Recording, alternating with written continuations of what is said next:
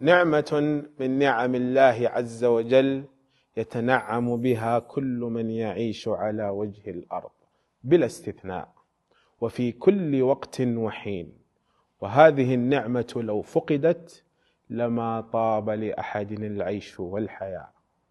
قال تعالى: الله الذي جعل لكم الأرض قرارا والسماء بناء.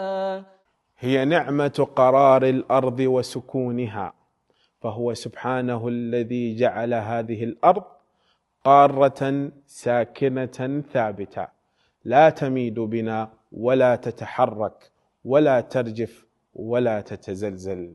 بالله عليك، هل استشعرنا هذه النعمة العظيمة فضلا عن شكرها؟